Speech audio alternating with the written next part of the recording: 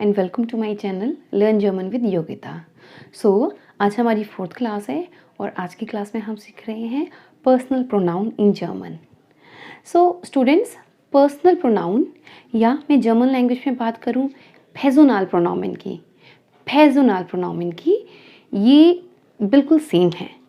या personal pronoun या personal pronoun, तो ये चीज़ें ऑलमोस्ट सुनने में भी सेम है। पर्सनल प्रोनाउन, पर्सनल प्रोनाउन, तो ये बिल्कुल सेम वही चीज़ है इंग्लिश की तरह। जैसे मैं बात करती हूँ आई, यू, ही, शी, इट, तो बिल्कुल ही आज हम जर्मन लैंग्वेज में सीखेंगे कैसे हम पर्सनल प्रोनाउंस करते हैं। So let's start. सबसे पहले मैं बात करती हूँ इश। तो इश, आई, मैं, इश है आई। उसके बाद सेकंड पर्सन जिससे मैं बात कर रही हूँ, मेरे सामने वाला, ढू,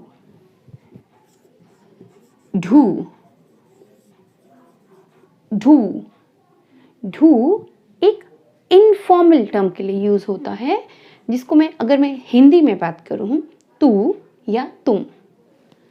सो ढू।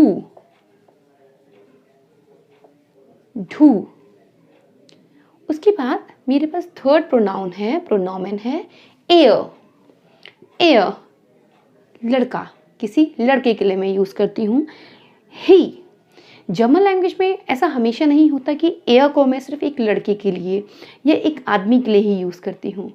जर्मन लैंग्वेज में कुछ चीज़ें भी ऐसी होती हैं जो मस्कुलिन होती हैं।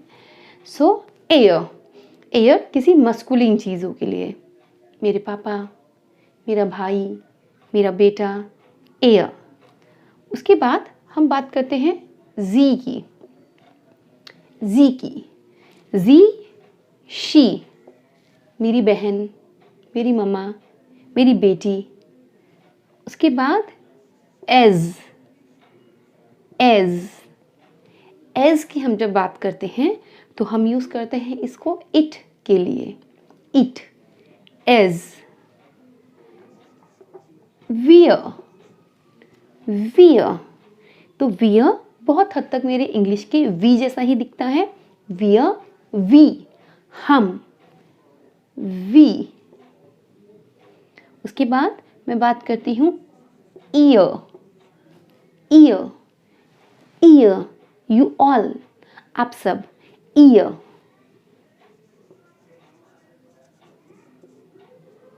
उसके बाद एक जी हमारे पास और होता है, जी, वे, दे, वे या इंग्लिश में दे। उसके बाद हमारे पास एक जी और होता है जिसको हम कहते हैं यू, आप, आप। स्टूडेंट्स, मुझे इस चीज़ का ध्यान रखना है कि जब मैं बात कर रही हूँ ढू की, तो इसका मतलब भी यू है और जी इसका मतलब भी यू ही है।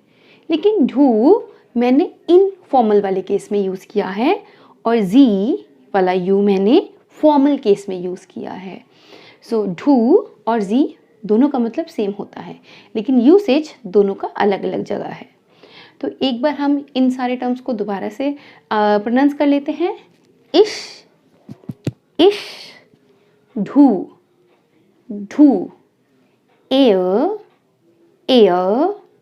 जी, एज, वियर, ईयर,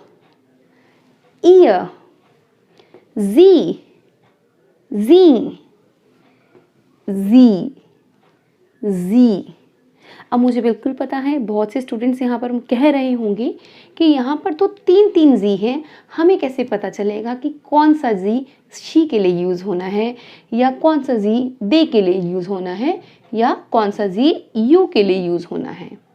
अगर आप इन तीनों जी को देखोगे, तीनों ही जी की साउंड सेम है, लेकिन जो फॉर्मल वाला जी है उसका फर्स्ट अल्फ़ाबेट कैपिटल है, ठीक है, पर स्टिल दो हमारे पास बिल्कुल सेम है, जिसका डिफरेंस करना मैं आज आपको यहाँ सिखा रही हूँ।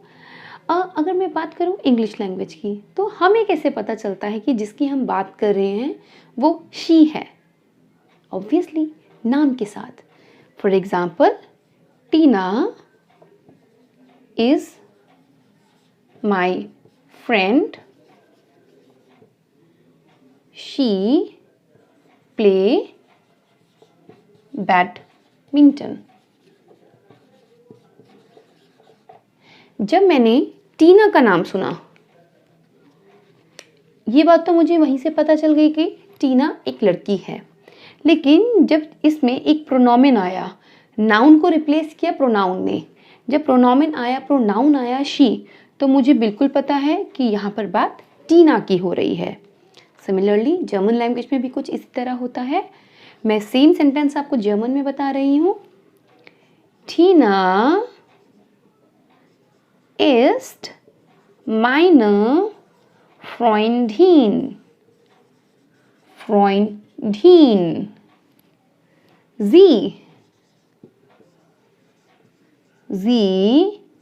spielt Badminton. Sie spielt Badminton. तो यहाँ पर मैंने देखा कि पहले तो बात टीना की हुई है, और उसके बाद जो प्रोनोमेन जी यूज हुआ है वो किसके लिए है? क्या वो दे के लिए है कि Tina is my friend and they play badminton? नहीं ना। तो ये प्रोनोमेन टीना के लिए यूज हुआ है, इसका मतलब है, इस जी का मतलब है शी। तो यहाँ पर मैं आपको बताना चाहूँगी, पहचान करने के लिए आप लोगों को पूरा सेंटेंस पढ़ना पड़ेगा, अदरवाइज पहचानना थोड़ा सा मुश्किल हो जाएगा। नाउ नेक्स्ट में बात करती हूँ जी, दे वाले जी की, दे वाले जी की। तो मैं कहती हूँ मार्कुस und टोबियास। मैं यहाँ पर जानबूझ के जर्मन नेम का यूज़ कर रही हूँ इस सेंटेंस में, ताकि आप लोगों को आइडिया हो जाए कि हमारे जो जर्मन नेम होते हैं वो कैसे होते हैं। इंडियन नेम तो पहचानने बहुत इजी है, अनीता, सुनीता, कविता, लेकिन जर्मन नेम थोड़े से डिफरेंट होते हैं। मैं ये नहीं कहूँगी कि डिफरेंट, लेकिन समटाइम होता है कि हमें पहचानना मुश्किल हो जाता है कि लड़की का नाम कौन सा है और लड़के का नाम कौन सा है। इसलिए मैं बिल्कुल चाहूँगी कि आप लोग यहाँ पर कोशिश करिए, जब भी कुछ नया करते हैं, जो नेम्स यूज़ करते हैं वो राहुल, राज, सीमा ना यूज़ करके मार्कुस, टोबियास, टीना, पाउला ऐसे करके आप नेम का यूज़ करें। So Markus und Tobias wohnen in Berlin. So Markus और टोबियास वो कहाँ रहते हैं? They live in Berlin. वो बर्लिन में रहते हैं। Sie kochen eine Suppe. या इसको हम थोड़ा सा इजी बनाते हैं, Sie kochen gern. जी कोखेन गैन। मार्कुस और टोबियास बर्लिन में रहते हैं। उनको कोखेन, हमने जो लास्ट वीडियो करी थी, अपनी जब हॉबीज़ बताई थी, मैंने आपको कोखेन का मतलब बताया था टू कुक। सो जी कोखेन गैन। तो जब मैंने नॉमेन का यूज़ किया, नॉमेन थे मेरे मार्कुस और टोबियास। तो ये जो प्रोनोमेन जिसने इन दोनों को रिप्लेस किया, तो खुद आइडिया लगा के देखिए क्या ये शी हो सकते हैं? मार्कुस और टोबियास दोनों जर्मनी में या बर्लिन में रहते हैं। शी लाइक्स टू कुक, उसे खाना बनाना पसंद है, नहीं ना? तो हम यहाँ से बिल्कुल आइडिया लगा सकते हैं कि they like to cook. So hopefully आप लोगों को शी वाले जी में और दे वाले जी में बिल्कुल फ़र्क पता चल रहा होगा। अब हम बात करते हैं जी कैपिटल की या जी फॉर्मल की। तो जब हम जी फॉर्मल की बात करते हैं, ये बिल्कुल एक डायरेक्ट सेंटेंस पूछे जाते हैं। फॉर एग्जाम्पल मैं आपसे पूछती हूँ, वज माखन जी। वज माखन जी का मतलब होता है व्हाट आर यू डूइंग, आप क्या कर रहे हैं, what are you doing.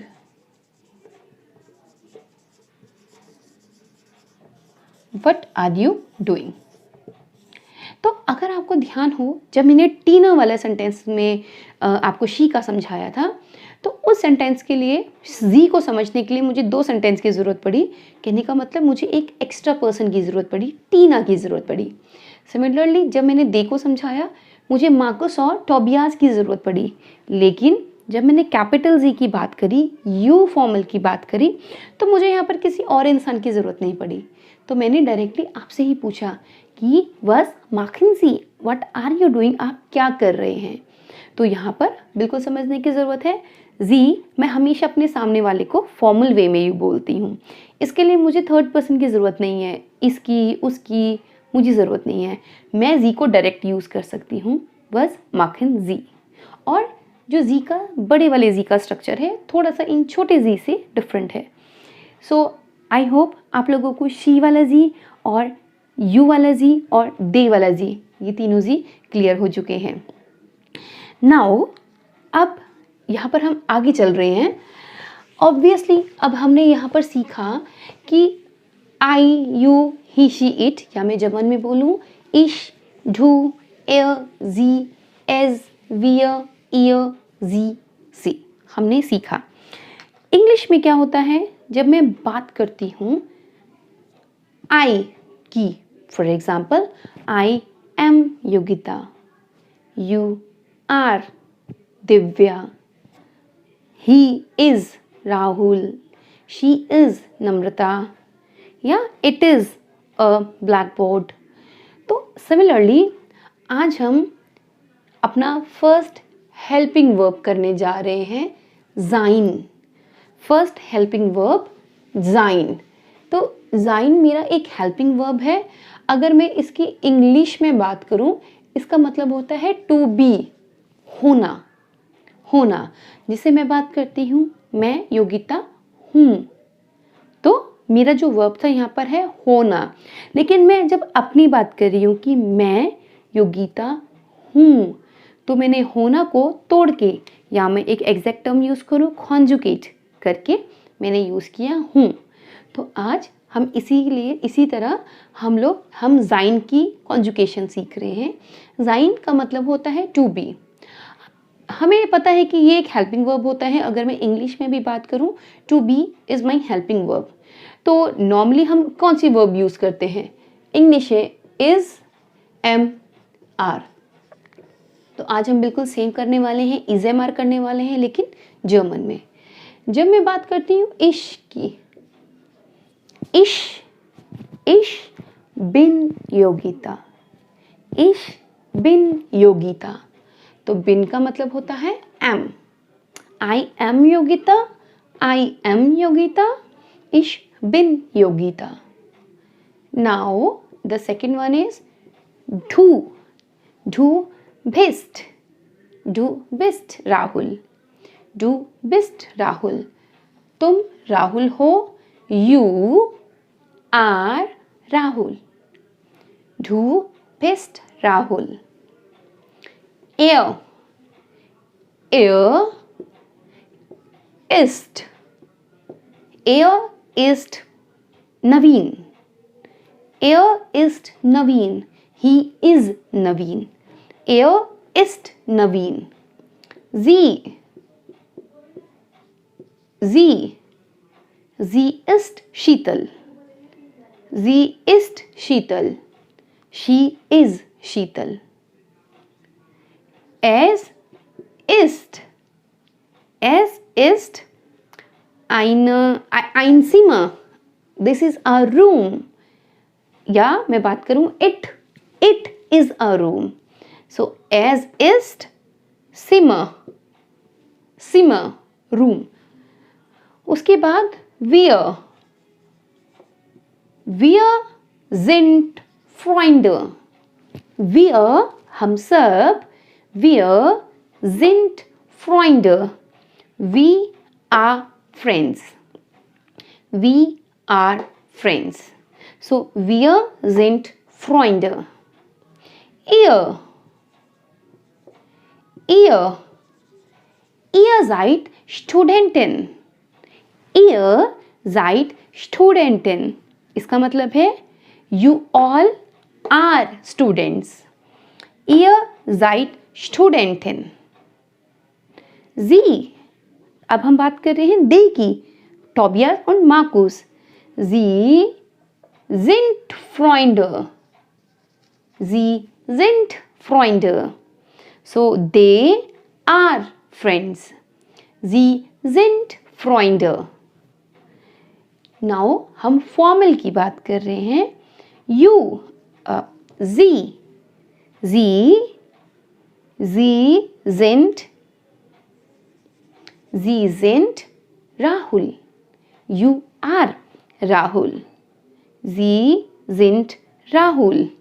You are Rahul. तो एक बार हम इसको दोबारा से रिपीट कर रहे हैं.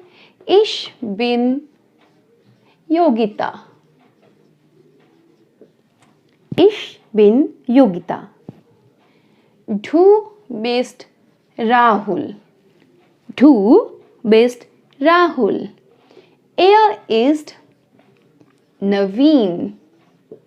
Er ist Naveen. Sie ist Sheetal. Sie ist Sheetal. Es ist Zimmer. Zimmer क्या होता है? रूम, या जर्मन में इसको मैं कह देती हूँ Raum. Es ist Zimmer. Wir sind Freunde. Wir sind Freunde. Freunde, friends. Ihr seid Studenten. Ihr seid Studenten. Sie, अब मैं दे की बात कर रही हूँ. Sie sind Freunde. They are friends. Sie sind Freunde. Sie sind Rahul. You are Rahul.